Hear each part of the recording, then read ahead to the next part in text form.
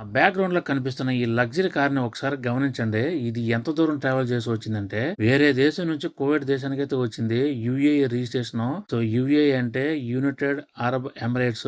So, అందులో 7 స్టేట్‌లయితే ఉంటాయి. So, అదే కువైట్ రిజిస్ట్రేషన్ చూసుకుంటే, సో, ఈ విధంగా అయితే ఉంటది నంబర్ ప్లేటు. సో, వైట్‌లో ఉంటది. సో, ఇదొచ్చి యూఏఈ రిజిస్ట్రేషన్ అనమాట. Abu Dhabi, Dubai, Sharjah, Ajman, Al, Quwain, Ras Al Khaimah and Fujairah ఈ 7 స్టేట్‌లయితే ఉంటాయి యూఏఈలో. కువైట్ సిటీలో ఈ టవర్స్ దగ్గరకు వచ్చినప్పుడు ఈ కార్‌ని అయితే చూశాననమాట. నిజంగా షాక్ అయిపోయాను. చూడండి మొత్తం బురద అయిపోయింది. ఎంత దూరం ట్రావెల్ చేసి వచ్చిందో కానీ. రాష్ట్రాల కార్లు మన రాష్ట్రంలో ఏ విధంగా తిరుగుతుంటాయో సో వేరే వేరే దేశాల కార్లు ఈ కువైట్ లో ఆ విధంగా తిరుగుతూ ఉంటాయి. చాలానే అని చెప్పుకోవాలి. ఖతారు, ఓమను, సౌదీ అరేబియా, బెహ్రాన్ ఈ దేశాలకు సంబంధించిన కార్లు కూడా ఇక్కడ చాలానే ఉంటాయి. ఎందుకంటే వాళ్ళు ఇక్కడ ఏదైనా మంచి బిజినెస్లు జాబులు చేస్తూ ఇక్కడనే స్థిరపడినారంటే ఆ దేశంలో కార్లు ఇక్కడ కూడా తెప్పించుకోవచ్చు అనమాట వాళ్ళు. వీటిలో వేరే దేశం కార్లు మీరు ఎప్పుడైనా చూసినా నాకు కామెంట్ చేయండి, లైక్ చేయండి, సబ్స్క్రైబ్.